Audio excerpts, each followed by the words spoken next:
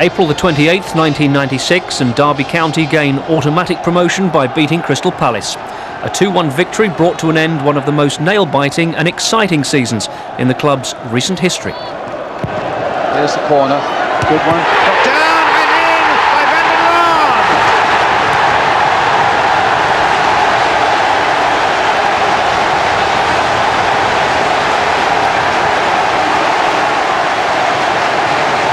Smiles back on the Derby bench as the skipper does the business for them.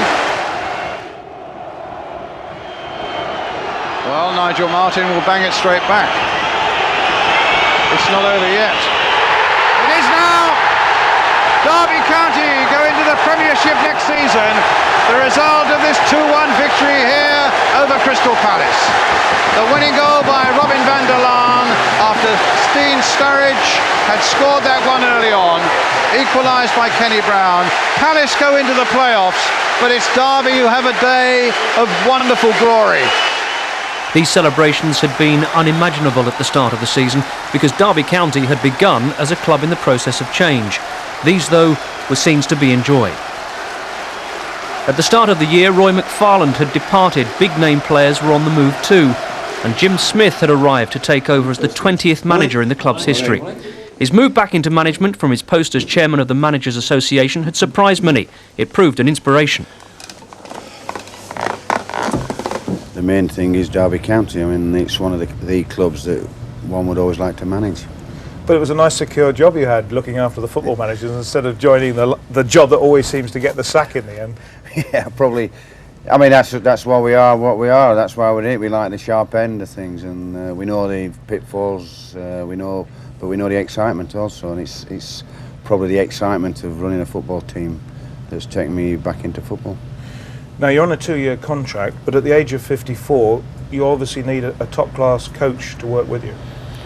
Yeah, I mean, I will be obviously looking at that very closely. I mean, I literally got the job this morning, and there are one or two names in the back of my mind that I will be talking to, because obviously I need to take someone in there with me, and I'm looking really for a good coach, obviously. And the names are? No, I ain't got any names. A lot of people want the job, but I also believe I'm a good coach, and I like coaching myself. So I'm a tracksuit manager, and I've got to be spot on who I bring in. Now, the expectations at Derby are going to be even higher than some other Midlands clubs in the First Division, because they believe they're a Premiership club, rightly or wrongly. They've spent a lot of money on players, but they don't seem to have any money left now.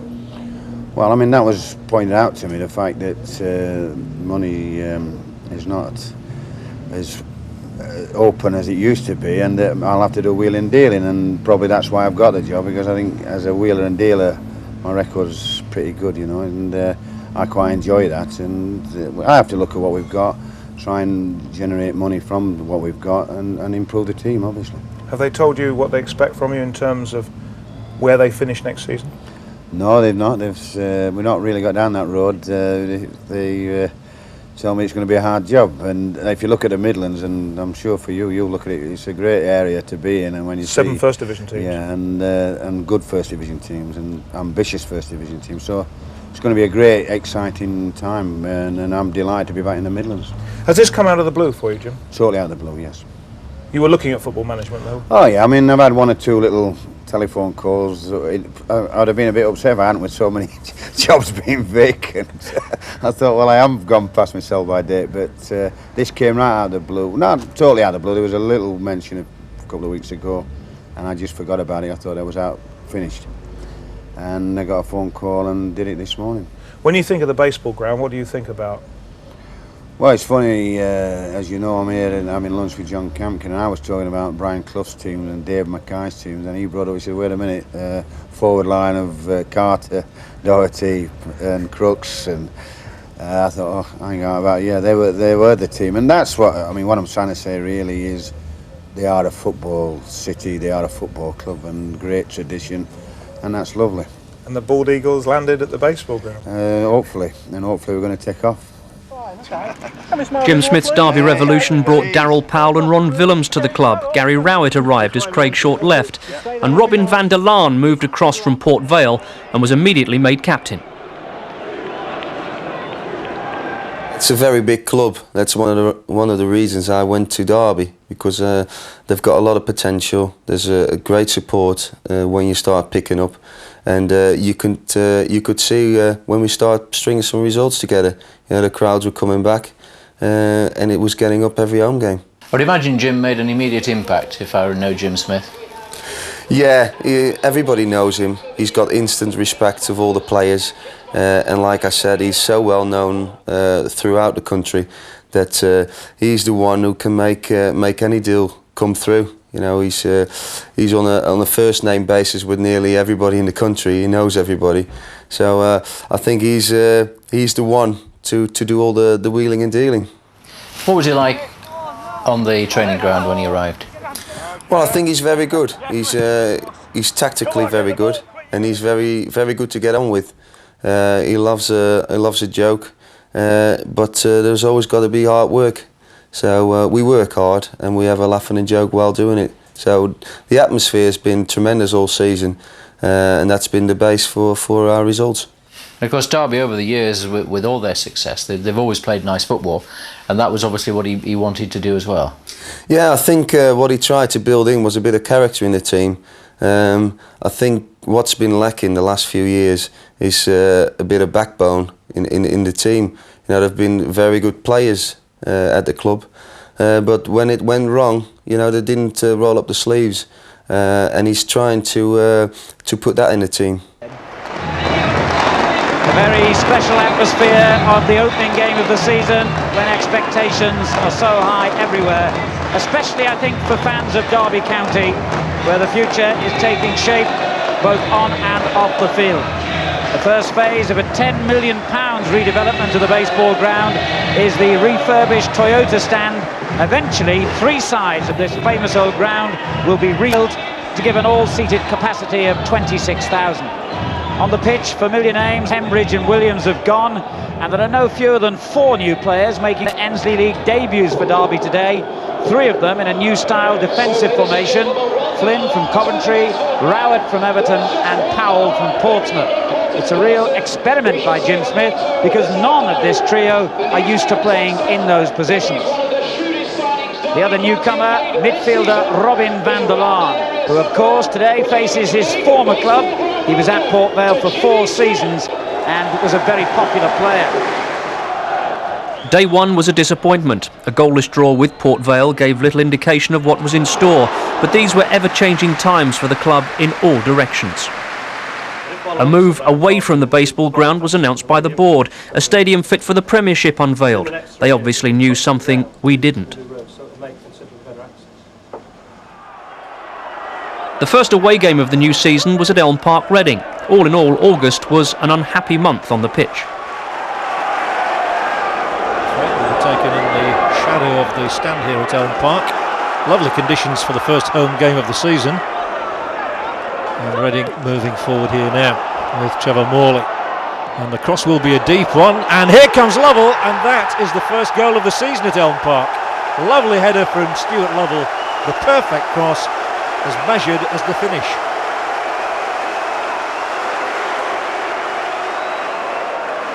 Jostling going on inside the penalty area, and a clear header for Trevor Morley. And what was the Derby defence doing? They were statuesque as Morley rose to make it 2-0. Through from Harks. Derby with bodies in here, including Sturridge, and there's a first of the season for Dean Sturridge. In the bud, here's David Priest for Derby on the counter, and he strokes it wide of the keeper and into the corner, and Derby are right back in this game at 2-2.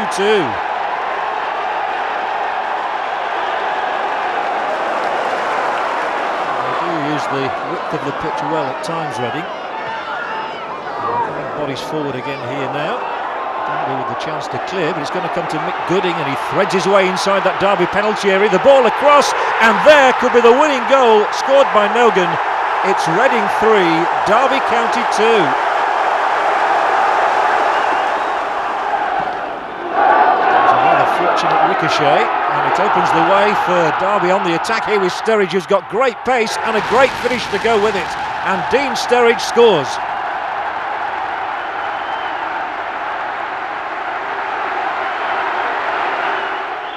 So Shakespeare from the spot makes no mistake. Grimsby 1, Derby 1.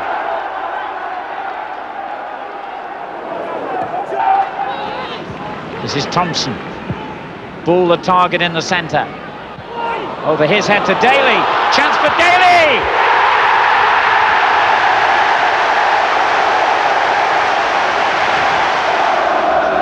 Froggatt's corner. Looks a good one. And it's gone in!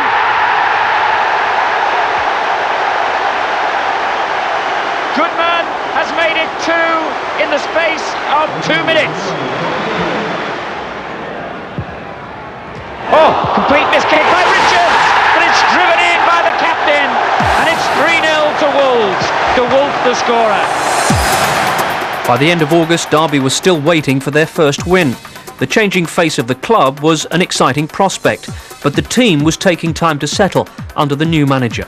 Yeah, we didn't start very well. That's not an understatement, but we had a very good pre-season. When I came, we played 3 good sides. We played Spurs and Hearts and Leeds, and we played very well. And the prospects for the season were very high. All the fans was looking forward to the season. And then obviously we started quite poorly. You couldn't have asked for more than a home game with Port Vale there, could you? Yeah, it wasn't the best of games for me. Your first game against your old club, live on telly, it puts a bit of pressure on. And I was only at the club for 2 weeks, and you start looking around on the pitch and I think I should be playing a yellow shirt instead of this white. So it's always hard to play like that, but it was nice to see. The change of the month brought a change in fortune. Luton provided Derby's first win of the season. Beautifully knocked through here into the path of Dwight Marshall, who finishes well. And Dwight Marshall gives Luton the lead here with his second goal of the season. His first coming in the Coca-Cola Cup against Bournemouth. Always nice to be off the mark in the league. Marshall is.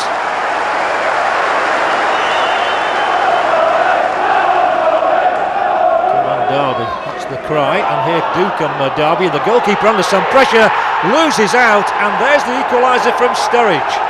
It has to go down. It's a bad defensive error though from Luton. Punished by Sturridge. Luton very much on the back foot again here as the cross arrows in, and here is Sturridge, and he's got his second.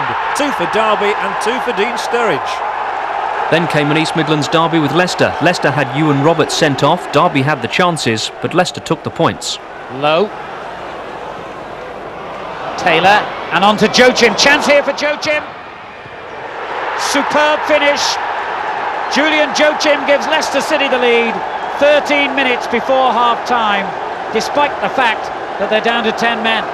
Jim, you must agree you had plenty of chances there. Well, I mean, in the first 5 minutes we had a penalty, was it? And Gabardine had a good chance, to go in front, and we didn't take the chances. And then they went down to 10 men.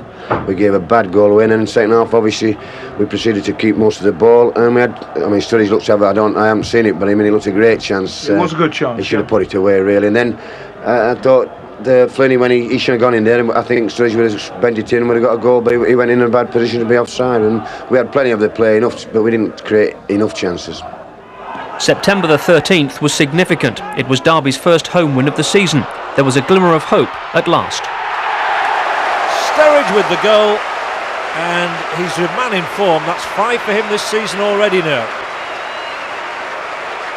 That's a dangerous looking cross. Here's John Gittins, and it creeps over the line.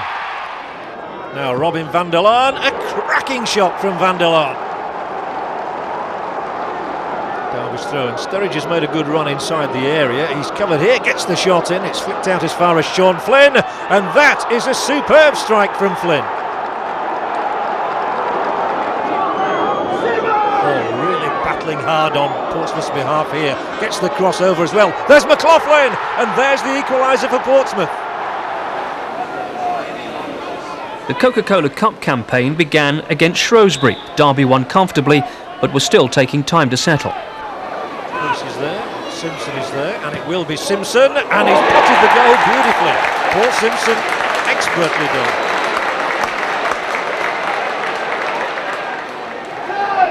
Right up to the edge of that area. It's nicely laid off Pull the ball in from Flynn, and that's 2 for Derby County. Mark Stallard is off the mark for the season.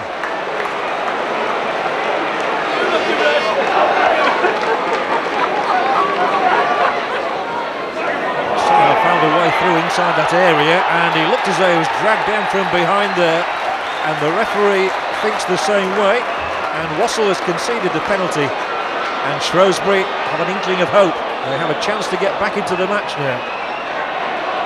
And the club captain, Tommy Lynch, is being called forward here.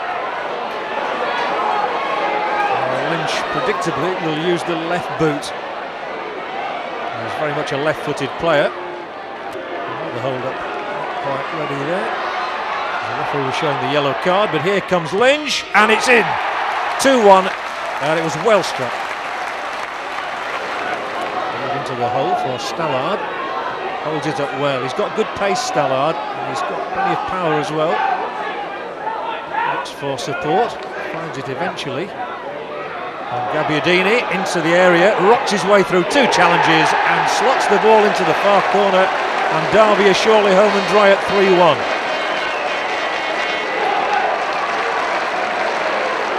It's a good stop, but Little's coming in to follow through, and Andy Little gives Barnsley the lead, deservedly so. Good awareness. Eden into the heart of that Derby penalty area, and there is Little, and that's 2 for him and 2 for Barnsley. In September then, there'd been a brief encounter with better times, but the league table still indicated a long season ahead. And you got your first win, 2 Sturridge goals at Luton. It must have taken some pressure off. Yeah, it did. We were desperate for a win. We needed to turn the season around in that early stage, and we played quite well at Luton, and we fairly deserved a win. And your first goal came at Portsmouth? Yeah, it was a free kick. I was quite pleased with it. It was about 25 yards. We were leading 2-1 for a long time. Portsmouth scored 3 minutes in injury time, so we were very gutted with that result. But obviously our form started picking up then. Priest seeing a lot of the ball early on, and unusually for him, getting caught in possession, and that's a tremendous challenge by Van Blurk on Gary Rowett, and sets it up for Ray. Ray gives Millwall the lead, 6 minutes gone. Thatcher wins it back for Millwall. Uwe Fuchs strong, but dispossessed this time, and there's a useful looking ball for Ron Williams, and the Dutchman has a chance to score his first goal.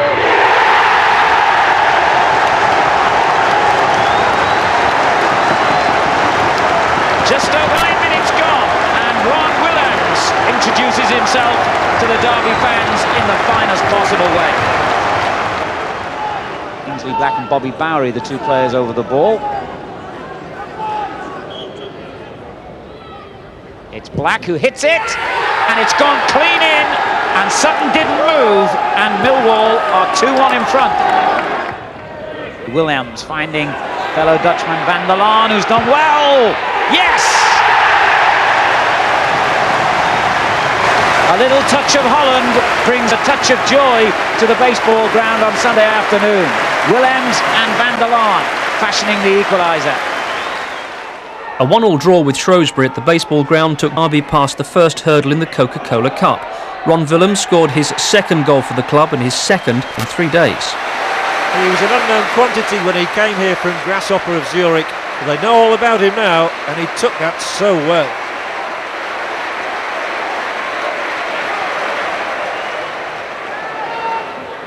Up towards halfway, and he'll come back again here towards Darren Rowbotham.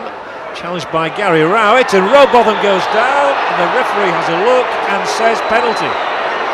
So just as they had a chance to score from the spot at Gay Meadow, so Shrewsbury will have the chance to do likewise here at the baseball. And Rowbotham is teeing it up, although I think Tom Lynch looks interested as well. Remember, he scored in the first, Shrewsbury's only reward that night. This to take the overall score to 4-2. Ooh, it's just gone in.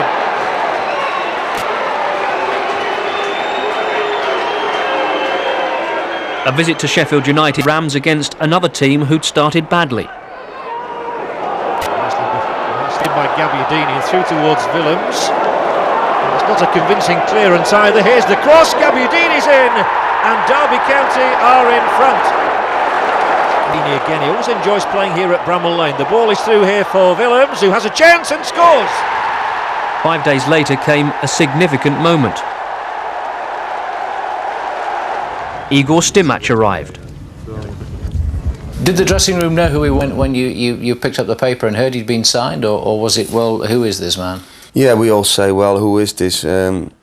Obviously, he was captain of Croatia at the time, so we felt he must be a good player because they're one of the strongest sides in Europe at the moment. We felt there must be a lot of quality, and he's been showing that. You know, there's a quality all round.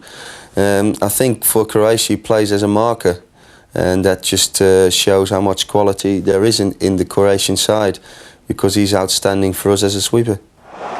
He couldn't play immediately because of work permit formalities. Derby were in need of his inspiration. There's plenty of impetus about this move, and here's the shot from Sedgley, and it flies into the corner of the Derby net. Ipswich in front. Darryl Powell on a surge, finding Priest now, who's pursued from behind by Ulenbeek, and Priest still gets the cross in, a good looking one too, and Gabbiadini gets the glory yet again. 1-1. 7 days later they drew 1-1 again, this time at Stoke. Leghorn it is. Keane drives it back in. What a magnificent goal! Absolutely brilliant.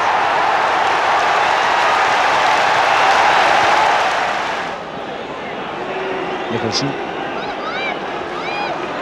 This is Paul Trollope, releasing it long towards Gabbiadini. It was a good header. Van der Laan. It's the equaliser by Robin van der Laan in the last minute. The next round of the Coca-Cola Cup gave the first indication of Derby's Premiership potential. In their third round tie, they were more than a match for Leeds United, but fell to a late goal from Gary Speed. Back in the league, though, the form was beginning to come. Headed straight back in first time, and there's the first goal of the afternoon for Van der Laan. And then Powell, who's so strong, and he knocks the ball in, and it's 2-0 now. Beautifully slotted home by Paul Simpson. It's a useful flick. McCarthy will apply some pressure, and McCarthy's going to score the simplest of goals by a dreadful mistake in defence. The move up the table was starting to happen. It was still too early to talk confidently of promotion or even the playoffs. The reasons for that were clear to all concerned. There was a lot of new players. Been playing with a team that only had 2 players from 2 years ago when they were in the playoff finals. So there was a complete new team, and it always needs a bit of time, and it needs to gel. And obviously we start learning how everybody was playing. Start to get to know each other, and we start picking up from then. Then came Igor's long-awaited debut, a man desperate for success. I come here and I want to do some good things with Derby, and if it's possible, play in Premier League. It seemed a forlorn hope. Igor scored a debut goal, but with him in Derby conceded 5 at Tranmere. It was lovely play by McGreal. Derby getting bodies in the way, but have they got enough? There's Pat Nevin, and he's put it into the corner of the net.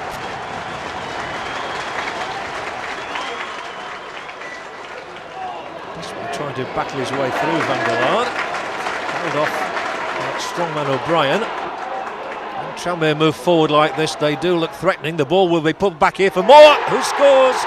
Ian Moore with his 6th goal in 5 games. And here is an emerging star.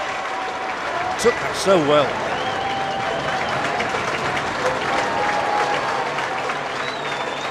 Van der Laan loses out in midfield. They miss out Pat Nevin, but it's picked up by Gary Stevens, Scottish international, allowing an English international to turn. Oh, Moore's done really well there to skip past the challenge, knocks the ball in, and an almost inevitable goal for John Aldridge. 3 for Tranmere. Beautifully laid on by Moore, and an easy finish for the Irishman. Some routine works out.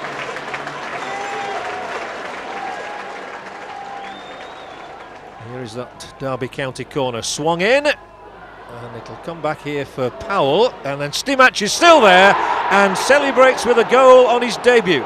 The Croatian captain pulls one back. County.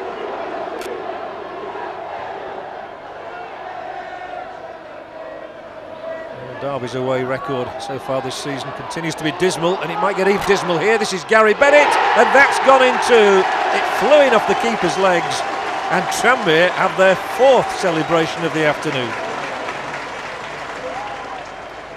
There's the Derby corner, headed straight up in the air, and the break could be led again by Bennett, who's almost got a clear field ahead of him. And Derby left themselves dreadfully exposed there as play is switched for Moore. He's on the score sheet already today, and he tries to tee up another one, and maybe it is for Aldridge. It certainly is, and it's a nap hand. So he made his debut on the 4th of November at Tranmere, scored a goal. You lost 5-1, but he made quite an impact, didn't he? Yeah, everybody could see his quality on the ball. He was coming out and spraying the ball around. He looked so comfortable on the ball. Under pressure, he's the last man of defence, and under pressure on the ball, he keeps his calm and keeps passing the ball to our players. And that's what was lacking a bit. You know, we keep giving the ball away. So he came in and he made that difference. And the fans loved him from the start, didn't they? Yeah, it's one of them. Igor. You know, he's tremendous. He's great with the fans. He plays with the fans during the games, and you know, he gets them going. So he's been tremendous all round. Igor's home debut brought a change in immediate fortunes, and with it a change to Derby's whole season. So Gary Rowett with this corner kick, and in comes Gabbiadini, and there's the first goal of the day for Marco Gabbiadini. They left him alone, he punished them. Stimac with that free kick. And, flicked on to come back for Van der Laan. Willems with a lovely touchdown, and Gabbiadini side down. Raven conceded it, and Dean Sturridge, who started the season with a flurry of goals, has a chance to add to his tally. And at 2-0, you can't really see West Brom coming back, and it is 2-0. It went in off Naylor's hands. It's good enough.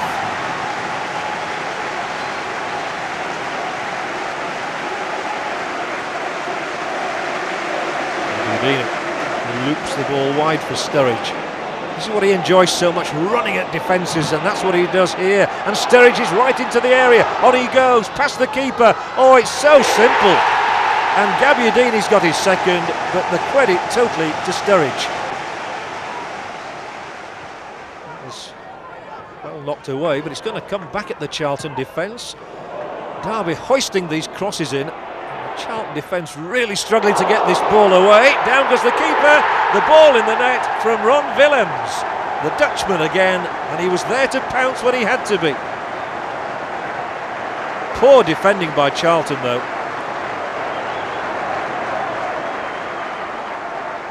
Rowett, and he hits it long this time. Looking for anybody in a white shirt. Oh, it's a good stop by Salmon, but he's no hope with the second, and the follow-up from Gabbiadini makes it Derby 2, Charlton 0.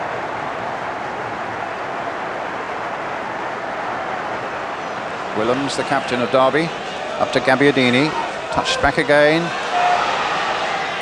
for Van der Laan rather. There's a chance for Sturridge, and it's a goal for Derby County.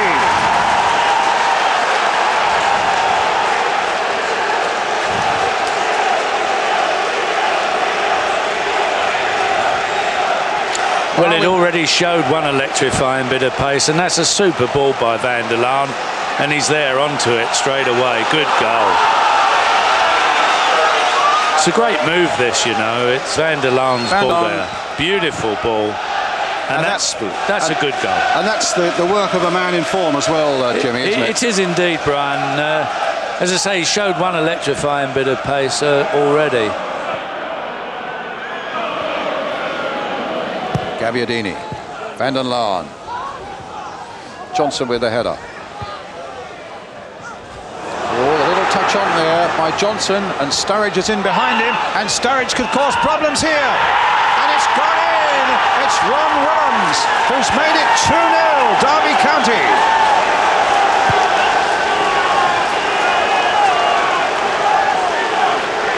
Right in front of the Derby fans after terrific work again by Sturridge. Oh, it's Sturridge's pace and control that does it. I mean, it's a well-taken goal. Willems is running, walking backwards, but watch this pace. He has electrifying pace, Sturridge. I don't quite know where he's got this from. Didn't have it at the start of the season.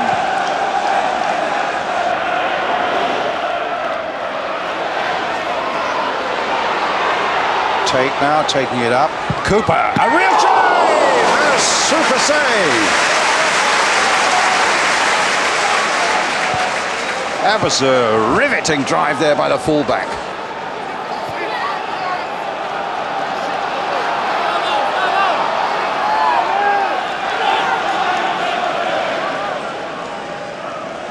Another 45 minutes after this of chewing for Jim Smith and wondering whether this side can hold this 2-goal lead. Stimac getting that one clear, but only as far as Cooper. Up to Claridge, knocked down by him. That's a penalty! Rowett on Claridge. And a chance for Birmingham City's Mark Ward. That was the incident. Yeah, it was an unnecessary tackle, actually, or unnecessary barge, or whatever you want to call it. Well, the keeper's played so well in this half. Let's see if he can pull off a save now from Mark Ward, or will Birmingham City now get back into this game? It's 2-1 now. And let's give a new hope for Barry Fry and his men. Mark Ward with the penalty. What a good first half this has been. That's a well-taken penalty. And it's no more than Birmingham have deserved. They have deserved a goal. They've had some good efforts at goal. They're pressurised for most of the half. They've deserved the goal. Powell. That's a good ball played by Powell. That was an excellent ball played by him for Sturridge. A little chip by him towards Gabbiadini. Oh, and he's hit the post and it's gone in. Oh, that's a great goal. That's a great goal, Brian. A super goal by Marco Gabbiadini. Derby County lead 3-1. What a great ball by Bill Powell, first of all, and then the cross by Sturridge. Perfect header. That's a superb goal. That really is. I mean, with the best part of it, which was the ball by Powell. But Sturridge does his work beautifully. Sees Gabbiadini on the far post. That's a perfect header.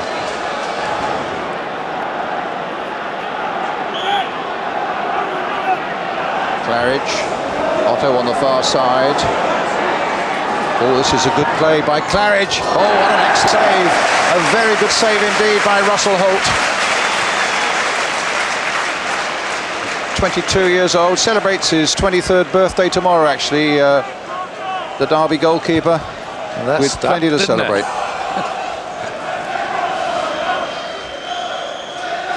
Final whistle. 3 successive wins, Derby County, and this one they thoroughly deserve. Jim Smith, one of the great characters in the game. Things are going really well for him at the baseball ground now, with Sturridge, Willems, Gabbiadini and Powell the scorers. Ward replying for Birmingham for the penalty spot. But remember, 3 goals they scored at West Bromwich Albion, 2 against Charlton and 4 here tonight against Birmingham City. Derby County are doing things in style. The final score then is Birmingham City 1, Derby County 4. Jim, was that your best performance of the season? I think overall it was, yes. I mean, we set off very well, and then, to be fair, we stood a lot of pressure from Birmingham, but we defended it well. Got a penalty against us, so we 2-1, at half time. But they came out, scored a great goal in the first minutes of the second half, and then absolutely destroyed Birmingham, really. The key to it all seemed to be pace. Well, we've always said that Sturridge and Gabardini will be a handful for anybody, and they've got tremendous pace. The system we're playing, Willems just in behind the two has made it work, and they're getting goals. The three lads got goals today, and they look a very, very dangerous trio. Those players have always had the pace, but what has changed to bring it all out?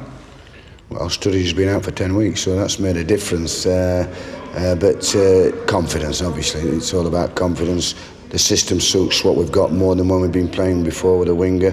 Stimac coming in as a sweeper has made the system work, along with Willems. And as I say, everybody's playing with confidence, and I thought Robbie van der Laan was the man of the match. Can you go all the way? Well, it's a long, long way, and we've had a great run of late, but I do feel that we have the potential and players to go all the way, yes. Marco, that must have been a joy to play in. Yeah, it was. I think the second half, we were wary of them coming out and giving us a bit of a battering. I think they made a couple of substitutions, and luckily we got the break that we needed at that time. Perfect breakaway goal, and we never looked back from there. It was obviously difficult for them, and we defended very strongly from there. So delighted, really. How important was your goal in effectively killing them off? Well, I mean, we had the 2-1 lead at half time anyway. So away from home, you always try and show that little bit of resilience. But to get that, just put the icing on the cake, and we could maybe play it around a little bit more with confidence at that stage. And then the fourth one just sealed it as well. But there was still a bit of time to go, and we had to keep our game going. What's been the change? Because you're in a run of form now. Well, I think obviously we've changed the system, and there's been 2 or 3 players come in. We've had Igor coming at the back, who's done brilliantly. I mean, it's hard to pick out anyone individually because he's come in, but alongside him, Dino and Gary Rowett have done very well as well. So you've got that little triangle at the back, which is doing very well, and then Dean Sturridge is coming up front, and his pace is electric. And I think also the 2 fullbacks have done very well, as they're not afraid to push forward and get good quality crosses in. So it's looking good. It's a long way to go, but I think after our poor start, it's nice just to be back in amongst the pack again and go from there. Jimmy Greaves, can Derby go all the way? Well, on that performance, as you say, Phil, absolutely. I mean, I think that's the best actual game of football we've seen this season. I think Birmingham City put quite a lot of effort into the game. They battled well, but as far as Derby's concerned, that is the best performance of the season. November proved to be an unbeaten month. 10 points from a possible 12, the last of them at Selhurst Park. No one realised then how significant the return with Palace later in the season would be. And suddenly Derby were looking at the top of the First Division table. November was a good month. It was the start of the promotion challenge. You got up to 10th in the table. It was the start of the club's record run. You beat West Brom comfortably, Charlton and Birmingham 4-1. Yeah, that's probably been our best game away from home, Birmingham. We played very well. We were in control for most of the game, and they were going well at the time. We had a lot of 6-pointers that month, and we kept coming on top every time. So that was very good. We started overtaking a lot of teams that time, and confidence was sky high. There was scarcely a game went by without Dean Sturridge scored as well. Yeah, Dean Sturridge has been tremendous this season. It's been his first full season, really. He scored 20 league goals, so that's outstanding. I think that's a bit of a record as well within the club or within the players that are there. 20 league goals for a young player like that. He shows a lot of promise. He's very quick, and his skill and pace frightens defenders. So he's been outstanding this season. Although for young players, it's always struggling the first season because it's always a long season. Players get tired when they're younger, and I think he'll come back stronger next season. Do you think that players like him can start off very well because they've got no inhibitions? They're not playing against people and thinking, oh, he might do this, he might do that. They're just playing a natural game. Yeah, his natural game is being relaxed, and he's all pace. He's very strong. And, he's very relaxed, so he gets on the pitch and just gets on with it. So it's, like I said, he'll be coming back even stronger next year. If November was good, December was even better. 5 matches, 5 wins. Powering forward again, Derby here. Ball wide with Carsley. Swept in. Oh, it's gone under the keeper. And there's the first goal of the afternoon for Derby County and for Dean Sturridge. Goalkeeper error. Not often Alan Kelly's beaten like that.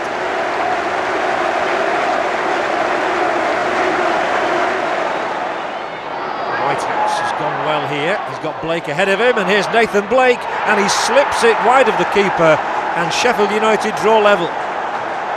Typical Blake.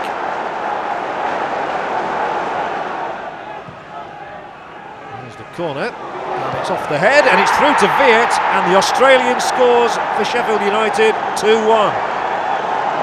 Sturridge. Again, he's terrifying, that Sheffield United defence. Down he goes. Must be a penalty. The referee, without hesitation, Mr. Allison saw and knew it was a penalty straight away. Ron Willems has been taking the penalties for Derby so far this season, and he's got a pretty good record. Mr. Allison just wants Gabbiadini out of the area first. Kelly stands and waits, and it's an important moment of the game, clearly, this one, and Willems scores wide of Kelly's right hand, beautifully struck. Couldn't have taken it better. 2-2.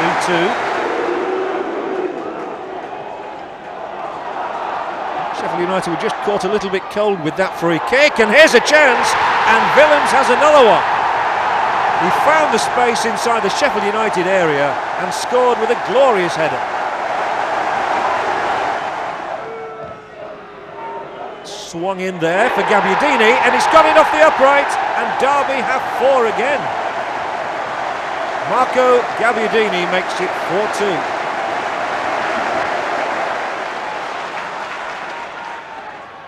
It's a nice ball knocked into Sturridge. He has to take it away outside the area, but Powell lofts it up there. Here is Carsley. What a super header from Lee Carsley.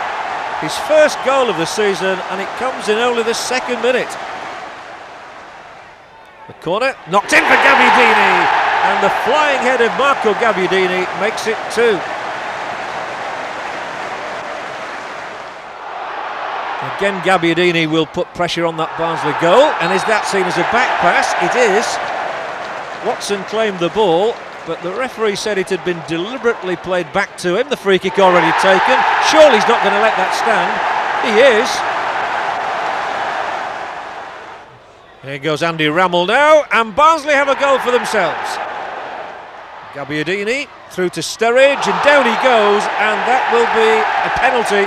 The referee, no hesitation, and Willems can strike again from the spot. And that's 4. Nicely taken down by Gabbiadini, and what a good back heel as well to try and get Carsley through, and the foul on Carsley committed by Malkin. And the one man says to the other, do you want the shirt? And out of your picture, Millwall's Taylor is getting treatment. That was a lovely back heel from Gabbiadini. And as a result of it, Derby have a promising situation. Sturridge is the player alongside Carsley, who delivers it now. Oh, good one! Nearly a goal for Gabbiadini. Beautifully worked. And Gabbiadini, who scored in the last couple of games, soared well to meet Carsley's free kick. It was a low delivery and a fierce header. Releases Nicholson. The ball up is towards Gabbiadini, who doesn't get there. It comes down towards Powell. Maybe now for Derby. Willems has got into the middle too. Here's Gabbiadini! And a little nudge along with Thatcher, and the free kick goes against the Derby man, and Mr. Orr shows a yellow card to Gabbiadini, one can only assume for faking. Let's have a look at this. The ball swung in. Gabbiadini sails in over the back of Thatcher, and Mr. Orr took a distinct dislike to Gabbiadini's antics. A deliberate handball is a sending off offence. A bookable one. Anyway, here's Taylor now for Millwall as well. Gets the shot in here. Good try as well. And Scott Taylor, the 19-year-old, has been very bright in this first half. Typical of a young player, he has good spells and then they have to leave him out, but today he's showing the better side of his footballing nature.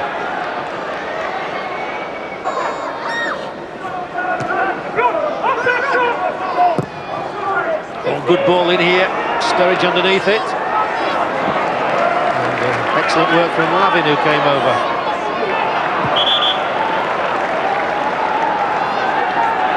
£400,000 signing from Watford a few weeks ago. Keeping Ricky Newman out of the side at the moment.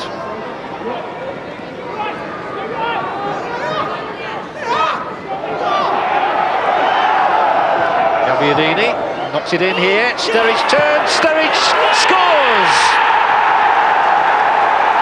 Classic striker's goal from Dean Sturridge. It's been worth the journey now. With just 90 seconds on the clock to half-time, Derby have a priceless advantage. Hooked on by Gabbiadini, he took it down in one, swung around Witter, and another swing of the left boot was too good for Casey Keller. Keller did really well to get his hands to this ball. That's excellent play from a striker in form, Dean Sturridge.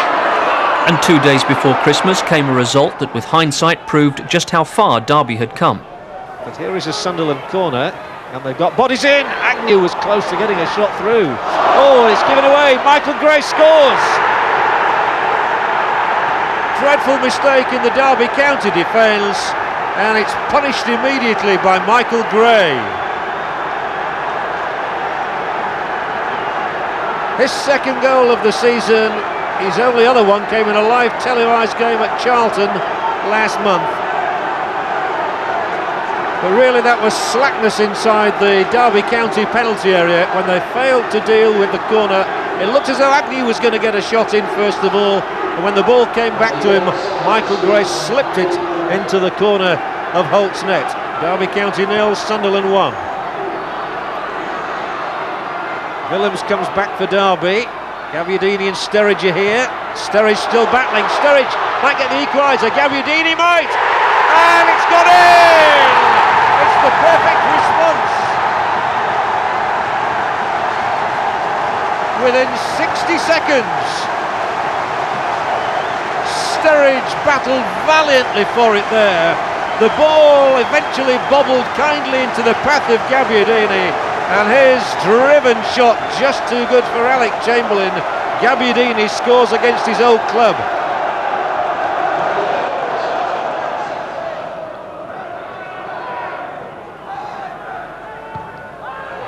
Long again now, then Sturridge might get in behind the defender Ord. He's in the area, he's down, it's a penalty. Richard Ord on Dean Sturridge. Referee Richards, no hesitation. Penalty for Derby County. It was a huge punt out of defence. Sturridge making a real nuisance of himself, getting blindside of Richard Ord. He went down in a heap. And so Ron Willems has the chance to give Derby the lead for the first time in the match. Willems, who has scored penalties in the last 3 games here now.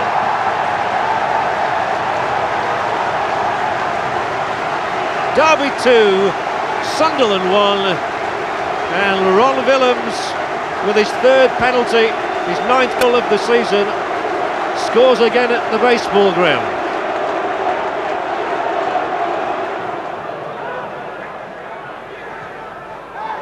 Powell, he headed that ball down, there was nothing wrong with that, and he gallops on. There are 2 in the middle, still it's Daryl Powell, try and get Gabbiadini in to finish it here, slip for Sturridge. Derby have won the day now, surely!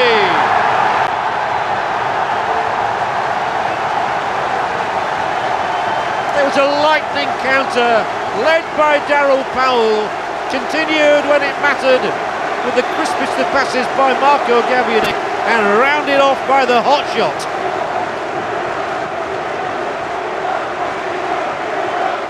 A happy Christmas then for all at the baseball ground. Derby were top, the traumas of early season well behind them. It had been a team effort, but one man completed the jigsaw. Success continued on Boxing Day at Huddersfield. Stood very high, halfway inside the Huddersfield half.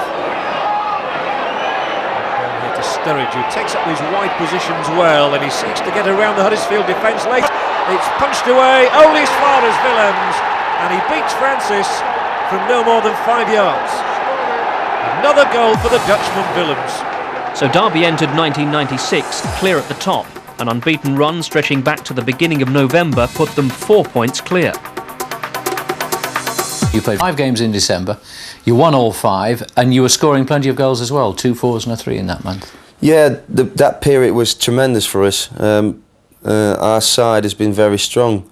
You know, we've got one of the strongest side in the league, physically wise, and in that period, our forwards were just doing the job for us. We had Gabbiadini scoring a lot of goals, Ronnie Willems and Sturridge. So them 3 were scoring nearly every game. We were just solid all game, and they just finished it off for us. So that was a happy period for us. Very comforting that was. What about Ron Willems? Yeah, he started up front, and later in the season he started playing in the hole, which suits him a lot better because he's got great ability on the ball. When he's got a bit of space, he can make teams really suffer, and he has done that, especially in that period. 1996 began as 95 had finished, with victory. Norwich City were the visitors. Stimac again. Always looks so composed. Looks up, lifts the ball up there towards Flynn. There's the header from Flynn, and there's the goal from Willems. 11 for the season now for the Dutchman. Took it crisply. It was all over the place there. Norwich have Ward here inside the Derby penalty area, and it's crashed across off the inside of the upright, and a flying header from Fleck. Robert Fleck, 1-1.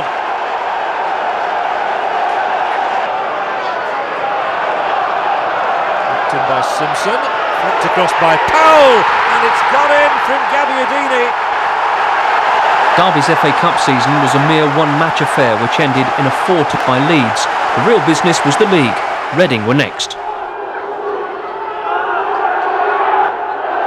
a good challenge.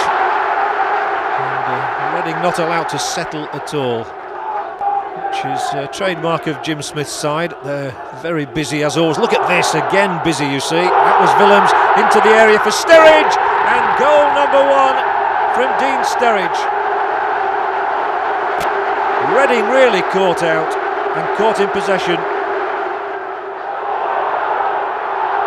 He did well to control that, Willems, and he looks up and squares the ball across here for Sturridge, who might have a go himself. He does, he scores!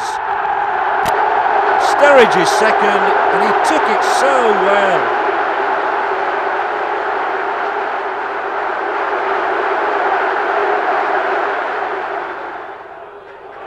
Again, the competitiveness in midfield there. It was Flynn who won it. Van der Laan battling hard as well, and Flynn sets off hot foot towards the Reading goal. He's got men left and right, and he squares it for Simpson, and then the cross again is to Flynn, who scores. The man who started it finishes it as well, and Sean Flynn gets his first goal since one at Portsmouth back in September.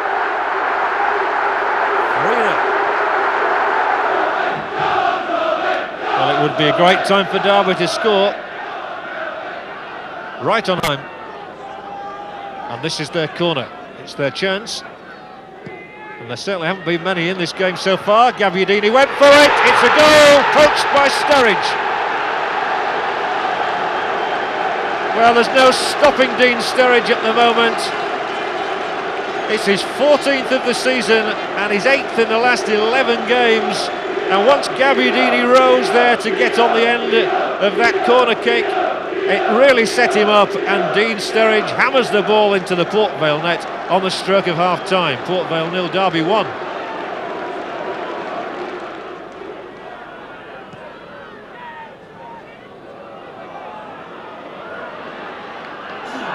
Porter's got a free kick out of this. He's got more and more forward as Porter, and the ball is played immediately to McCarthy. who's round one, does really well. Here's Naylor, 1-1. And Tony Naylor, with his 8th of the season, punishes Derby for some slack defending there. The free kick taken quickly.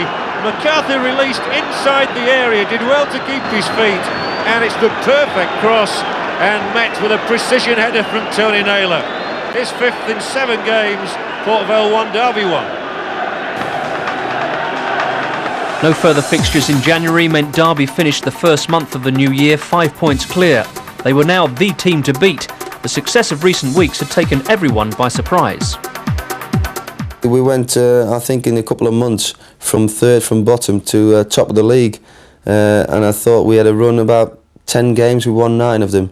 And in this league with the 3-point system, that shoots you right up the table. I'm sure in those early stages you didn't think, oh, we're going to struggle this year, but I don't suppose you even thought then that promotion was going to be on, did you?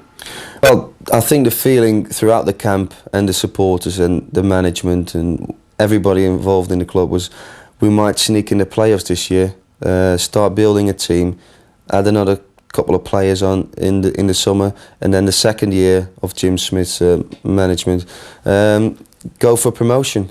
So everything has been very unexpected, and that makes it even nicer. I guess by the time we went into 1996, you got no doubts that you'd made the right move.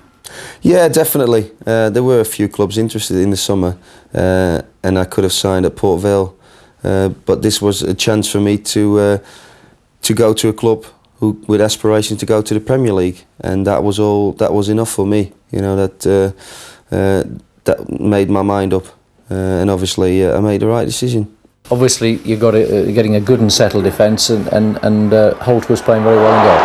Russell has a tremendous season. You know, he's done ever so well. He's still young. Keepers always get better with experience, and he's been tremendous this season. So he can only go from strength to strength. And the back 5, they have been tremendous for us. They've been holding the other teams out. You know, they made it very easy for the rest of the team. We hardly conceded goals in that period when we had that run. So that they have been the cornerstone of this success.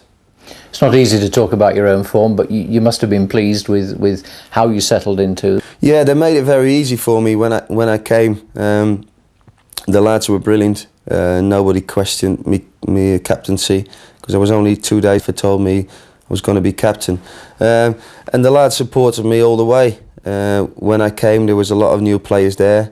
We were all in the same boat. It's not easy going to a new club, but everybody made it very easy for new players to settle in. Do you like being captain? Yeah, it's great. It puts a bit more responsibilities on you. It makes me play better. You feel you got to lead by example all the time, which you got to do anyway, but you feel more responsible for everybody else, and it makes you grow up a bit as well.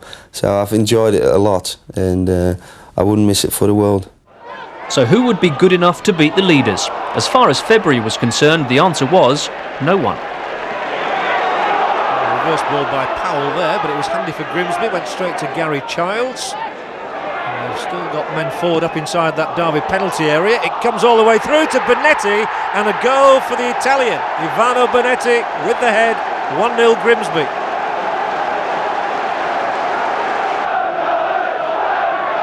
Stimac waits and then gives the signal. Plays it wide for Van der Laan, even wider to Gabbiadini.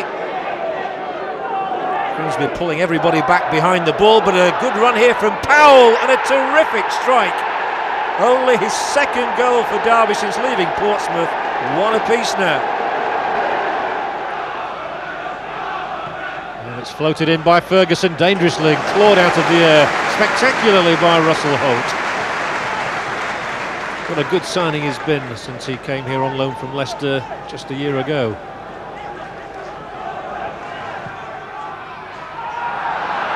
Was that over the line? No, it wasn't, so Wolves continue. And Stimac got a cushioned header away, but it's going to come back this way now. Osborne slipped it in here for Bull, down he goes. Severe challenge on Steve Paul from behind. The Wolves fans boo. Mr. Hilbron shakes his head. Derby escape. Bull took it on the chest and must have been fouled, but play continues. And Bull is having a right old go there at Stimac, and the referee must surely stop play. Stimac stays down, clutching his face. Steve Bull could be in trouble here. Yates is remonstrating with him. The referee may well have to ask his linesman what happened there. But there was a real tangle between Bull and Stimac. The Croatian captain stayed down, clutching his face. Bull had become furious at the way he'd been manhandled, he felt, by the defender.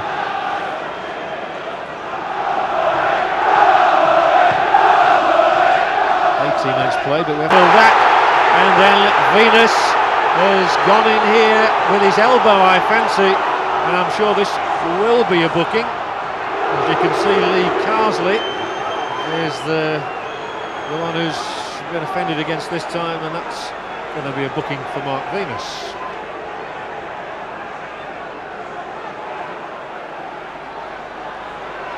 Still Stimac. And the two Powells are together. This is Chris. There's the cross. Gabbiadini. And Stowell makes a save.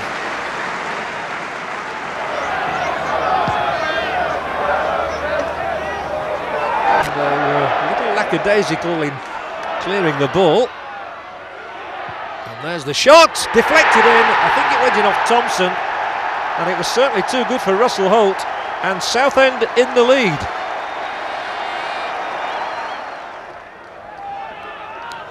Yates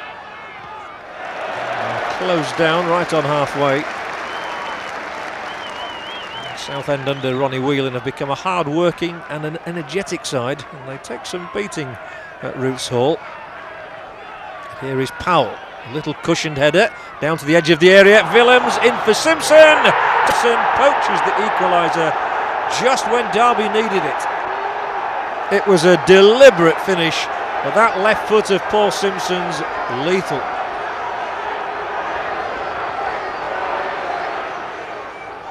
Useful looking cross, but it has to come back out of the area for Van der Laan. Van der Laan again, the man available. Carried from behind. It's not often Van der Laan is caught in possession, and they might be punished here. Now Stimac is across. Gabbiadini. Flynn, and the ball in. Oh, a mistake! And the goalkeeper can only parry it, and Ron Willems, with 4 minutes, may have won the points for Derby County. Two terrible mistakes in defence, and Willems took advantage. 2-1 Derby in the lead. Good, powerful header. They have tightened up in defence, Derby.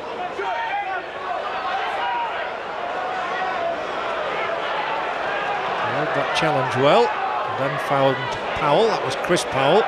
This is Sturridge. He's got good footwork and he's into the area so well. Sturridge still battling away for Darryl Powell's in, and Darryl Powell scores the day's first goal for Derby. He timed the run superbly. Carsley. Oh, and Carsley's given it away, and this must surely be an equaliser for Marshall. Stimac could do nothing on the line, and Dwight Marshall punishes Carsley's error.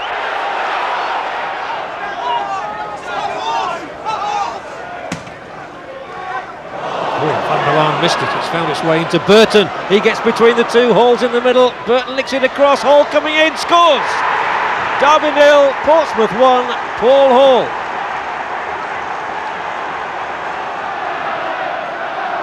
"20 minutes left for Derby to get something from this day. It's not often they're behind. They're behind at the moment.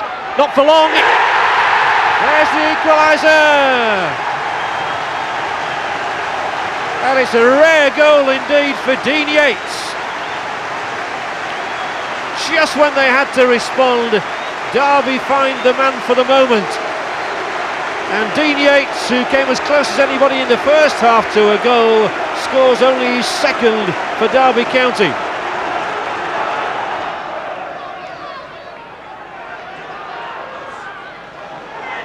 Fed through to Van der Laan. Good return ball in here. Good finish. Great goal!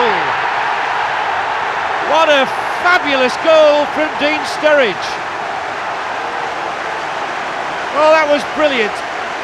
Sturridge really orchestrated that.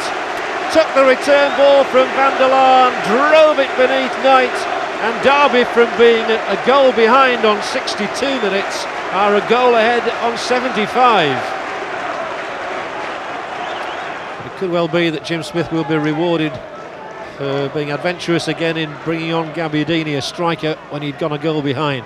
Let's see if they can get a third goal from this corner. Gabbiadini! Goal number 3 it is! Victory surely now for Derby, and a new club record of 17 matches unbeaten in the league as a result of that Marco Gabbiadini header.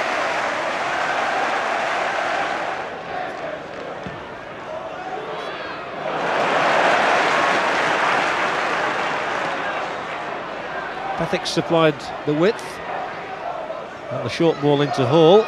Then it breaks in here to Griffiths, and Carl Griffiths on the turn, goes down, penalty.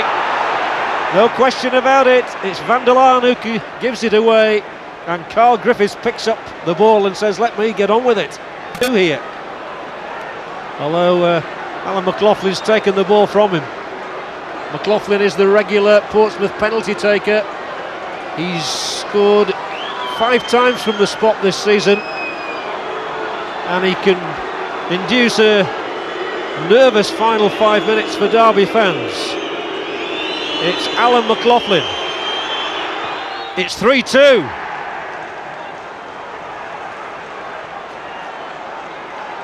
Neither top team Derby nor Leicester could manage a goal, but through the skill of the return Stimac, Willems put great control on this shot, well saved by Poole. And then Parker's excellent through ball split Derby's defence. Scott Taylor ought to have beaten Russell Holt, but didn't. The goalkeeper happy to save Heskey's disappointing follow-up with his legs. It leaves Derby unbeaten in 18 and 6 points clear. As March approached, the table was beginning to take shape. The next month would see Derby up against Huddersfield, Stoke and significantly Sunderland. March would be a crucial month for Derby and their captain.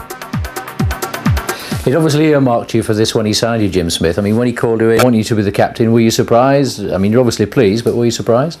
I was very surprised because I knew I was getting to a club that was that had very good players on their books, and I thought I'll have to play very well and make sure I get a spot in this team. And obviously, when he said, "I want to see if you can manage being captain," he always felt he wanted me in the team for the whole season. So that was great. It gives me a great confidence booster, and it went well ever since.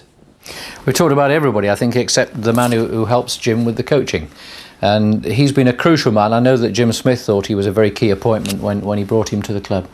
Steve's done brilliant for us. You know, he's getting on well with the players. He's tactically very good. He's very ambitious.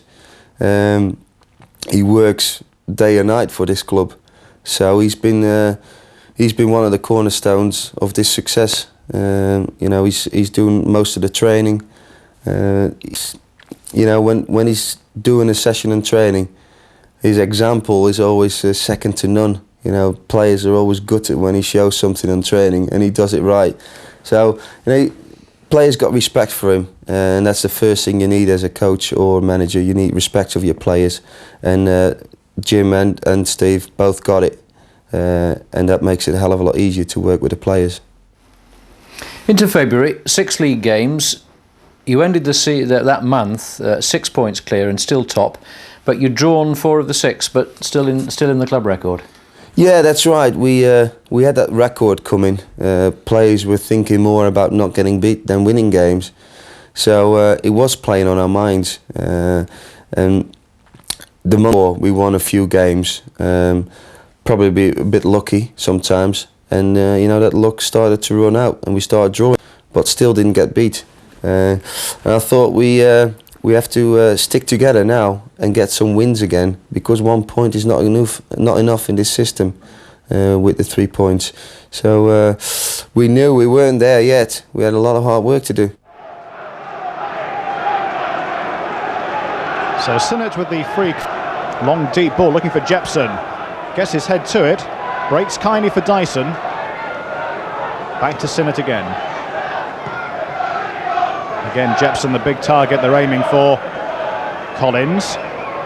Jenkins outside him. Booth is going inside. A fantastic start by Huddersfield. Less than 2 minutes on the clock. They work the...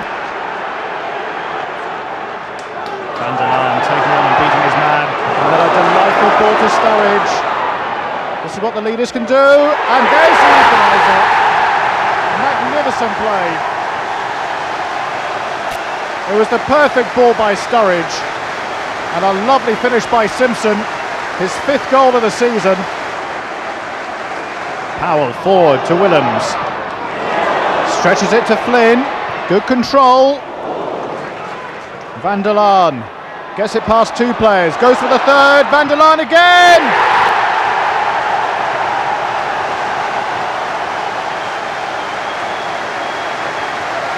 "21 minutes gone and Derby take the lead." Not too many men forward for Derby,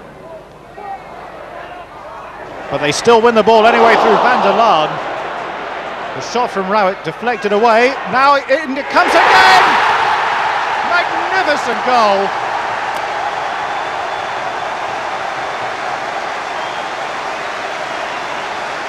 Well, Derby had taken control of this game with a quite stunning goal. Jenkins to Jepson. It's heavy progress there for Huddersfield. Jenkins inside though to Makel.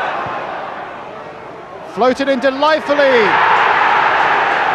And young Ben Thornley, in only his 2nd game on loan from Manchester United, gets Huddersfield back into the game. There's still 9 minutes left, and it's Derby 3, Huddersfield 2. Gabby back is a very difficult ball for Powell to cope with, but he's got a second chance now. Inside to Willems, there's a run on the far side by Flynn. Now Van der Laan. He might go himself, he might go for the shot. He does both. Put the ball into the crowd. But he's got a taste for goal. A fantastic solo effort on Saturday. And as soon as he saw the opportunity, he wasn't shy.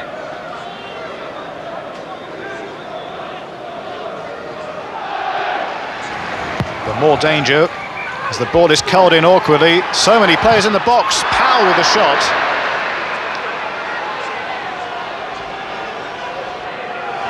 Well, when I spoke to him the other day, he was saying that it's always difficult when you play the bottom team, and that's the way it's proven to be.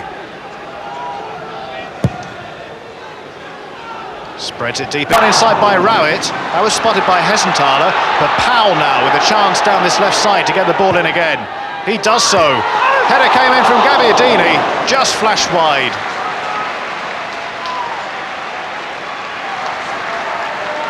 Watford found it so difficult to clear a series of attacks. Powell got the ball in, and Gabbiadini, as is so good at doing, getting to the ball first. Carsley again. Passing it now, but can they get the decisive shot in? Sturridge cleans up, curls it in. Great save, best chance of the game, and Miller wasn't found wanting. It got an awkward deflection, and Miller happy to see the ball going over the bar.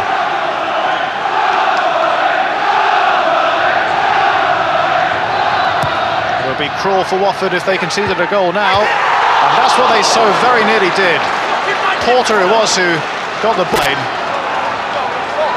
Header by Stimac, a man who scored on his debut but hasn't scored since. Porter though, in the ideal position. First half particularly we looked very, very poor. Second half was fractionally better, but we didn't, where the lads who've been scoring, their chances didn't put away, that would have given us a very valuable win. But it's been a very hard programme, to be honest. That's our 3rd midweek game on the trot, and I think it told a little bit today. But then came Sunderland and the end of the unbeaten run. Simac and Stewart up there. Stewart got to Agnew, really making up ground, and Russell, and that's 1-0 to Sunderland. It's Craig Russell again. A really fast break by the Roker men. Bracewell, the defence ready to sit and wait. And Scott's in a good position here. And that's 2-0. It's Agnew. Derby carved open again.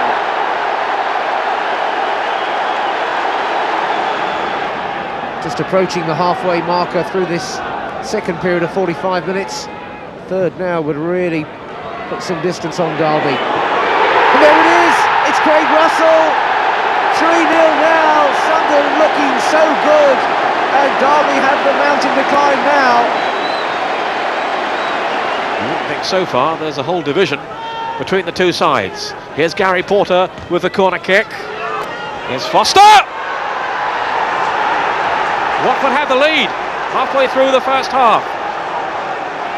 Going as far as Baisley. Then Palmer taking over. Good touch by Hesson. Tala.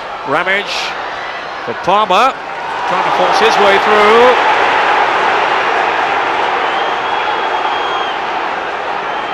Angry scenes. The referee has stepped in quickly to sort out. He's not making too good a job of it at the moment. Arguments are still raging in there. Steve Palmer continued his run through,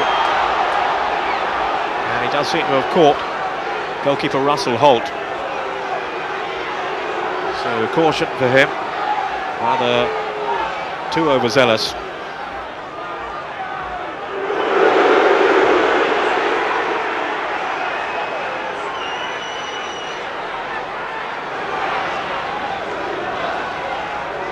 Sturridge.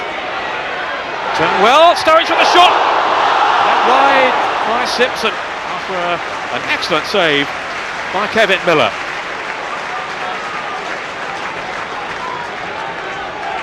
Gabbiadini lurking in the centre.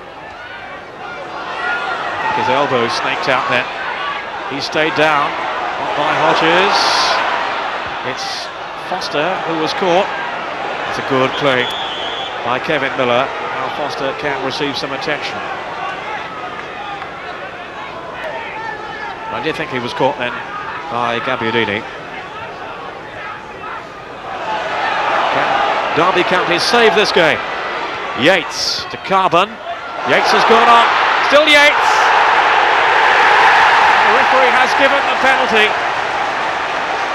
My first reaction there was that he played the ball, I have to say. But the referee has ruled that Yates was tumbled and it will be a penalty kick. Kevin Miller has had an inspired afternoon in goal for Watford, but he's been beaten. 7 minutes left, Derby are level. Paul Simpson.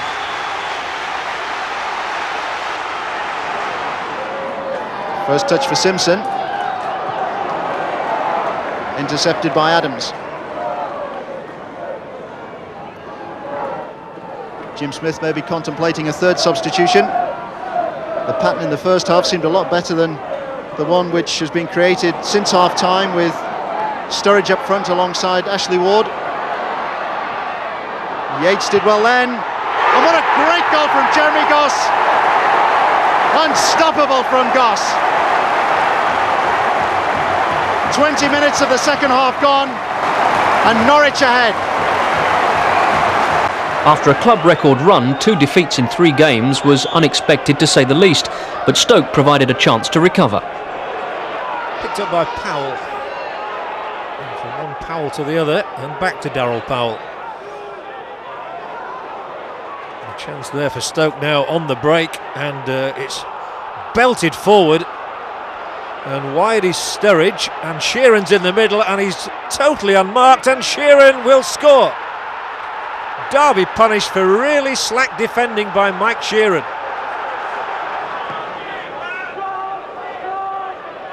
There's the flick through, chased by Gabbiadini, and into the area goes Sturridge, and he's got the knock on, and he's got the goal.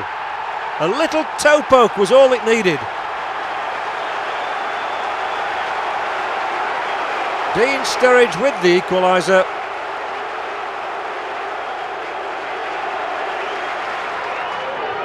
Powell So enthusiastic in all he does. And here's a good-looking cross, straight up in the air, and they've not got rid of it, and Darryl Powell soars to head Derby in front for the first time in the game. And nobody deserved a goal more than Darryl Powell.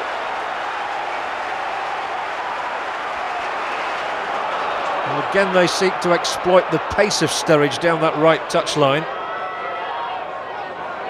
No way through for him, but he might get into the middle. Simpson's in there too, Gabbiadini's in there. Oh, it's a neat back heel, and Gabbiadini whips it across. It's back to him again, and finally headed through by the substitute Sturridge. 3-1 it is.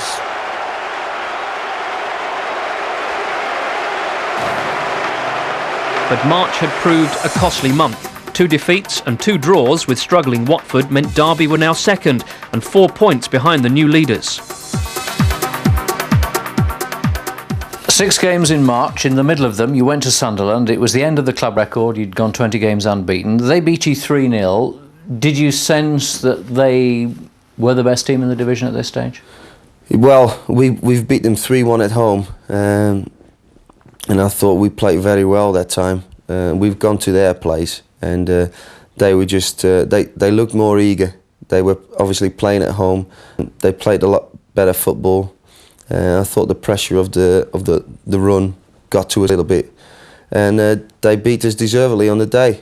And we felt that they were the best side with us in this league. We just needed to bounce back from that, because that game was gone. We needed to bounce back, and we started having a sticky period. And we got a few defeats, but kept plugging away. We didn't play well at all that time, but we still kept getting results, and that kept us going. It shows how the 3 points affects if you're not winning the games, because at the end of February you were top and 6 points clear. By the end of March, where you'd only lost 2, you were second, 4 points behind. You played a game more. At that stage, were you thinking more, well, it could be the playoffs? Well, other teams were closing in, and they still had a few games to catch up with us. So we felt that we'll have to keep winning to make sure of that promotion spot. And after Christmas, we were all talking about the championship. And in that period, we said, well, we take second spot and make sure we get promotion. So the moods were changing a little bit. You know, instead of looking at the championship, we were looking behind us for the playoffs. So the mood was changed a little bit, but we're still in the driving seat. Was there any feeling at that stage that you just needed to keep going as you were, that it was really a confidence thing? Because going into April, you looked in a very strong position. Yeah, like I said, we were in the driving seat. We just had a lot of young players aside, and we had a lot of pressure on us. And I think it didn't go in our favour. A lot of pressure for some players works different for others. We didn't have a lot of players who were playing in form. Obviously, Paul Simpson came in. He's had a good run in the side the last few games, and he started scoring some goals at vital periods. So his goals was probably instrumental for our promotion. Now Scowcroft is through. He's got away from Van der Laan. Still Scowcroft. Fine save by Holt. Derby's defence was totally stranded there. Van der Laan was the last man, and Scowcroft had the pace to take him on. Well, Scowcroft does it wrong, really. He takes the ball across the defender, gives him a chance, and really could have done better. Well, he got his shot in, but he couldn't beat Russell Holt. There's some wrestling going on there. And the penalty has been given, I think. The referee has pointed to the penalty spot. I think it was backing in, Pete. I genuinely think that this was a bad decision. I think there's a lot of backing in by the Ipswich player there, and I don't think that was a penalty. I'm sorry. Russell, who's there with Mathy, and the referee, felt the Derby man was the culprit. I mean, what can a defender do if a forward is doing that? There's not much you can do about it, and I didn't book that as a penalty. Well, Graham Pooley had no hesitation. And here is Steve Sedgley with a chance to give his team the lead.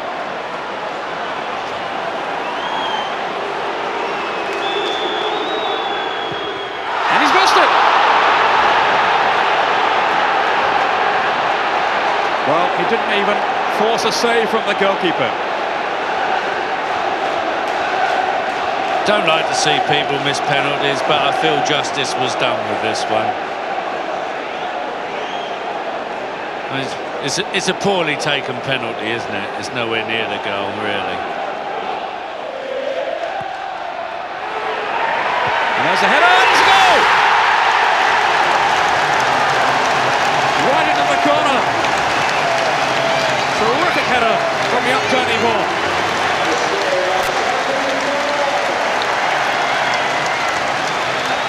Well, it was Sedgley, in fact, who took the corner kick. Now, what a header here from Vaughan. It was, wasn't it?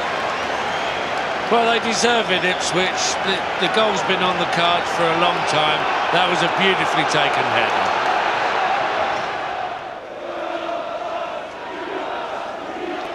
Carsley's corner kick. Wright struggling to get there. Kick down off the bar. Van der Laan behind for the goal kick. Van der Laan was first to it. And you see there, Wright struggling to reach it. Van der Laan's header. That's unlucky. That's unlucky. He got there well, Van der Laan. Deserved a goal. Simpson taking the corner. The header, cleared off the line. It was Yates. Ullenbeek on the line. Fire back in. Phillips over the top. Drama here right to the last. Yates for the first shot was cleared away by Ullenbeek. The benefit there, Jim, of having a man on the post. Well, that's what he's there for, but the irony is it could have been 1-1. Well, Jim, how disheartening was the performance as well as the result tonight? Well, I mean, the performance to me is always everything, and I mean, because you know you ain't going to win every game, but the performance was very, very disappointing, and that's the worrying thing, because coming to Ipswich is always going to be hard, you know, and you've got to play really well to get results here, and we never performed. Certainly in the first half, we were never at the races. Can you put your finger on why you played so badly? Well, I can't, to be honest with you. I mean, OK, we can make a case for the players to say that we changed the system because Dimmock was out and one or two were a bit fluey and all that rubbish, but we played a straight back four, which that's the only excuse I could give them. That but it doesn't matter what system you play, you've got to control it and pass it and play, and we never did. East Anglia is not a happy place for you, is it? With Norwich? Never is. I think Ipswich is.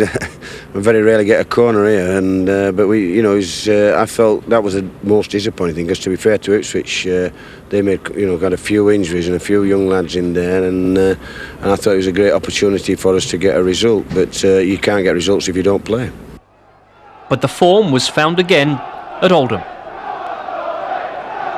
Looking for somebody to make themselves available. That someone is Gabbiadini eventually, and he's through into the area, and the referee says that's a penalty. Well, Gabbiadini was some way out, but Mr. Barry points to the spot, and here is Paul Simpson to give Derby the lead. Stroked in perfectly, and it's Oldham 0, Derby 1. And then came revenge. That 5-1 defeat at Tranmere earlier in the season was more than taken care of. It's got in, straight from the boot of Paul Cook. It broke handily there, and Simpson has found his way through, and it's a good stop, but surely Powell has got it through, and Daryl Powell scores the first Derby goal. What a jostling going on in that area. And it's awkward for the keeper, and it's not awkward for Dean Yates. He's found the net for Derby. 2-1 they lead.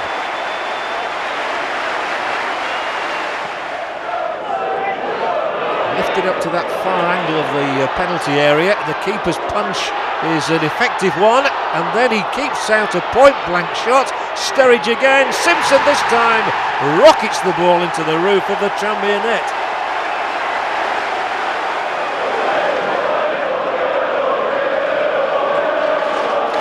Simpson. It will be Simpson, and Simpson has scored. Well, that's an astonishing goal. I don't think anybody got a touch, and it's 2 for Paul Simpson now. Well, this has been a great day for revenge. And you look back to that day in November at Prenton Park when Tranmere won by 5 goals to 1. It turned out to be a turning point in Derby's season, and here is Sturridge. And Sturridge, who has been so instrumental in the rise of Derby, scores another one.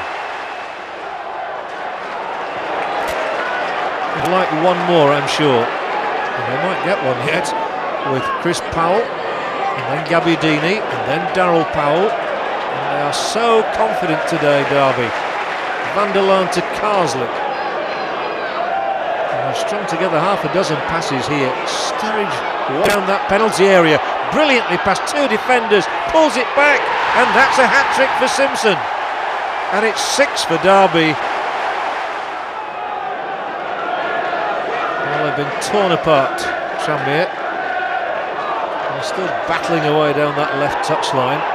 Ball in field for Pat Nevin, who dances past the first defender. Can't get past the second. But he's here again, Nevin, and down he goes. Well, he didn't go down, but the referee still says it's a penalty. Well, Stimac will dispute that for certain. John Aldridge has scored so many times from the penalty spot, and there's the little shimmy, and there's the goal. It's not going to make much difference. Simpson. It's a good turn by Simpson. He did really well. Sturridge to his left.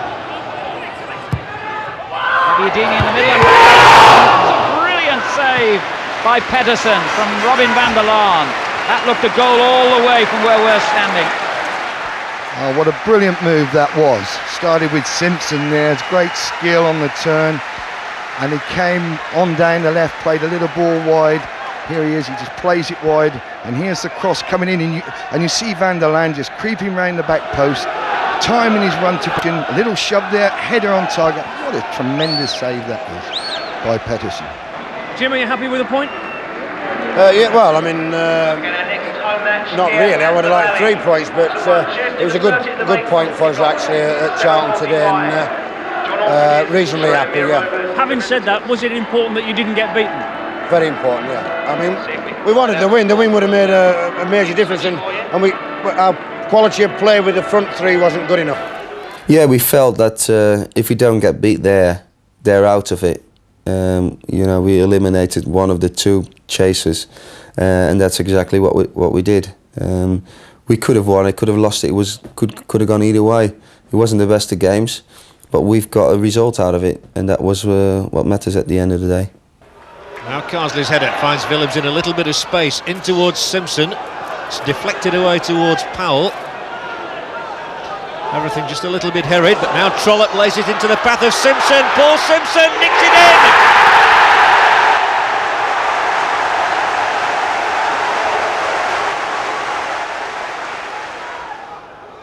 Long throw. Francis with the back header. Breen with the goal. It worked to perfection. Yet another Barry Fry substitution pays off. It all meant the last home game of the season with Crystal Palace was a potential decider. If they won it, Derby were definitely promoted. The build-up had the aura of a big cup tie about it, which in a sense it was. Go on, Derby. Come on, you Rams. That's it, really. Pitcher. Stimac in quickly. Off down the edge. Sturridge is through. Chance for Derby County. 1-0.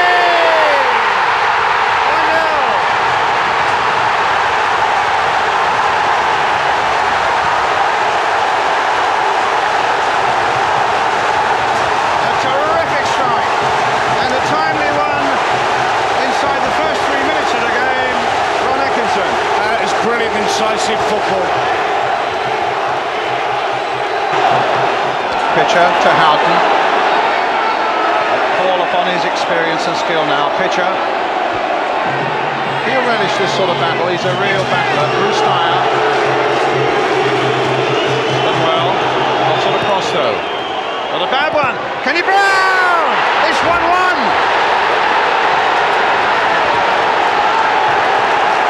Well, what a way to hit back, and what a start to such a crucial game. And Kenny Brown scores for Crystal Palace. Does very well there. Goes past Flynn, pulls the ball back in, and where you'd have to be disappointed is Kenny Brown comes from a deep position and he's stolen into acres of space, but once he's got there, terrific left foot finish. Here's the corner, good one. Got down and in by Van der Laan.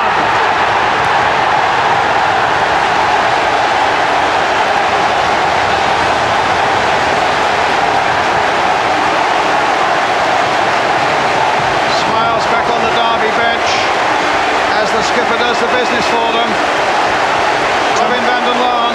Tremendous delivery here, but he's managed to pull right away on the back post. He's pulled off the defenders there, Robin van der Laan. Good technical header. Dave Bassel will say, how the heck has one of their best headers of the ball got himself that much space? It's not over yet. It is now. Derby County go into the Premiership next season. The result of this 2-1 victory here over Crystal Palace. The winning goal by Robin van der Laan after Steen Sturridge had scored that one early on, equalised by Kenny Brown. Palace go into the playoffs, but it's Derby who have a day of wonderful glory. Jim, congratulations, back in the big time, your first season here, and you've done the business. Yeah, I'm obviously delighted for everybody, and not more so for Mr. Pickering, really. He's been a marvellous chairman for me, and I'm delighted for what he's wanted and he's got, I'm so delighted for him. And it's been a match which has been a terrific game as well. Yeah, I thought Crystal Palace played very well. I mean, they looked less nervous than ourselves, to be honest. But we've got tremendous character, and that's what's pulled us through. And the captain, who was made man of the match, that exemplifies the team, and I think they deserved it in the end. I've seen you go potty in some matches, but I've never seen you in the state you were the last 15, 20 minutes. Well, I thought I'd gone past them days, Gary, but no, I was looking at Ron last week at Notts Forest, Big Echo, and he was trying to trip the right winger up, and I was nearly doing the same, and I now know the feeling. Well, it's Captain Robbie van der Laan here. Well, what about a tribute to him, first of all, from you while he's here? I just said he is the man of the match, fully deserved, and he's the man that's done a fantastic job all year for me as a skipper, not only as a skipper but as a player. And he was a good header of the ball at corner there. Just before I talk to Robbie, we've been working all year on that. We're the first one we've got. Do you want to present Robbie with the Ensley Man of the Match as picked by Ron Atkinson? Well done, Robbie. Cheers. They gave you a bit of room for that winning goal. Yeah, I was surprised I was left on my own. We do a lot of practice on it, but we never get that much space in training, so I was pleased to have that one in. Well, normally those games are very tense and very tight, but it was a very good game, made possible perhaps by those two quick goals at the start of the match. Yeah, the thing was they settled down earlier than we did, really. They passed it better the first 25 minutes, and then the last 20 minutes of the first half we got tighter with them. We started winning some tackles and we put a bit of pressure on them, and we continued that the second half. Obviously Dean Sturridge's pace helps us a lot. It spreads teams and it makes it easier for Paul Simpson in the hole to get a bit more space. This is a big club, so this is a very, very important promotion. Yeah, we're going to look forward to lying on the beach for about 7 or 8 weeks, and then we're looking forward to the challenge next season. Great first goal, Dina. That must live in your memory. It's just nice. It's a team effort, you know what I mean? It's a team effort. All the lads have worked well, even the ones who weren't on the pitch today. You know, Glenn Hodges, Darren Wassell, Cavana and whatever. So it's just a team effort. So forget about my goal, you know what I mean? All the lads have done well and we've got our rewards now. But what a season for you, because everything's gone well for you. You've really, showed what a striker you are. It's not about Dean Sturridge, it's about Derby County today, and here's Lee Carsley, he wants to get on the TV, he wants to say hello to Mum and Dad. You know what I mean? It's just Derby County, forget about Dean Sturridge or Robin van der Laan. We scored a goal today, but Derby County in the Premier League, and that's what it's about. Okay? Get in there! First of all, Lionel, you put a lot of money into this club and you waited a long time to get something back. Well, 4.5 years. But I think we were spurred on by Trevor Francis and was it Tony Francis, wasn't it? Tony Francis, yeah. And what's the other guy's name? I forget his name. Jimmy Greaves. Jimmy Greaves, is that his name? Forget him. He's a lovely lad. But when he told everybody he thought we were relegation material, I think that spurred the lads on no end. Igor, how are you enjoying this? Very well. We deserve it, no? They're a one-off. You know, you don't get many of them in your career. And we still enjoy them at the moment. You know, we're still enjoying that promotion. The fans were absolutely fabulous. You know, they all stayed in their seats when we came out. It was just a tremendous day for us. And so there was just one game of the season to go at West Bromwich Albion. Hunt. Taylor making a run alongside, and Hunt, he doesn't need him. Off Burgess and directed back.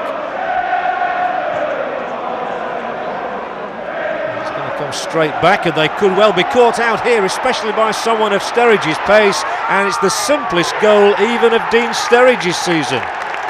1-1 now.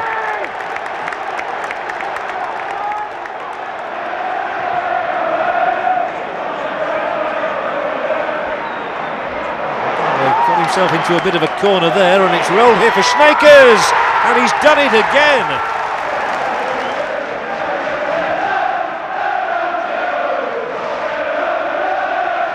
Which way to turn, which way to go? Well, space was finally found, and here comes Ashley Wood, and he's got his first goal as a Derby County player.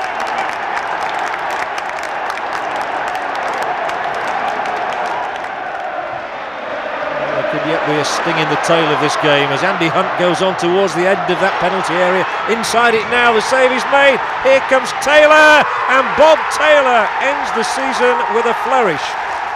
So Derby had won promotion, the championship went to Sunderland, but the aim of the season had been achieved, despite the mild disappointment of last day defeat at West Bromwich Albion.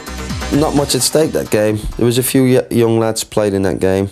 We played some decent stuff, and then me and a few other players were watching the game, and we felt the last game was offside, or the last goal was offside. But at the end, it didn't really matter. You know, we still had a good celebration after. The fans were brilliant, and they didn't really matter what happened that game, as long as we made sure we didn't let ourselves down, and we did exactly that. The hard work's done, but I guess you kind of feel that it only just starts now, doesn't it? Yeah, we want to forget about last season now. We want to enjoy ourselves, have a few weeks break, and then start working to next season. You know, coming back, we need to be a lot fitter. Obviously, we're going to play some excellent teams, so we've got to be fitter than anyone in this league. And we're all looking forward to the challenge. We all want to prove that we're good enough to be in the Premier League. Every single player wants to prove that they're Premier League players. And obviously one or two will not make it, and a few will do. You're just going to make sure you're the one who will make it in the Premier League. Not putting a dampener on it, but you obviously as players you know that in recent years that the teams who've gone up into the Premiership nearly all have come back down, and they've struggled, haven't they? I mean, the gap is pretty big. Yeah, it's like I said, all the money's in the Premier League. All the good players are there, obviously. And there is a big gap. There's every team got one or two players who are excellent and win games for them out of nothing, and that's what first division sides haven't got. We haven't got players who score goals out of nothing. Outstanding, skillful players. They're not in this league. They're all in the Premier League. So that's probably what Jim and Steve are looking for at the moment. Getting a couple of players, 2, 3, maybe 4 players.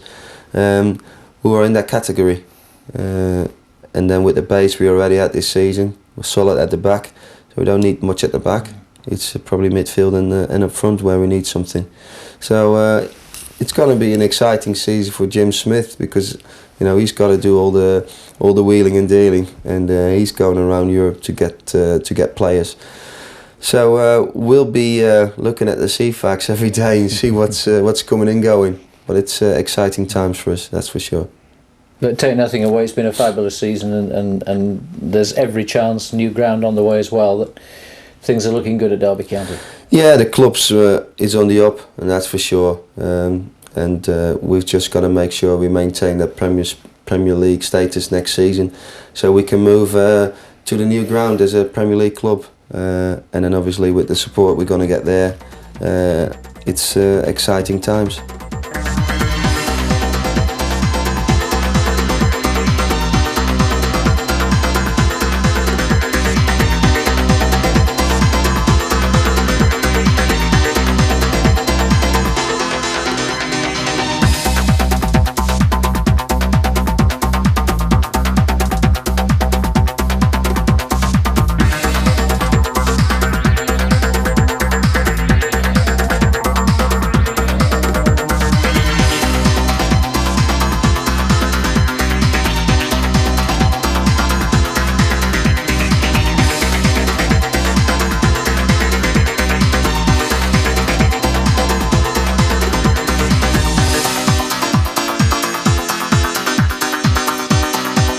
Premier Rams, the story of Derby County's spectacular promotion season, sponsored by DIPT of Derby, specialists in tools and fixings for the construction and engineering industry. DIPT associated with the Rams for more than 20 years, one Premier team joining another on Pride Park in 1997.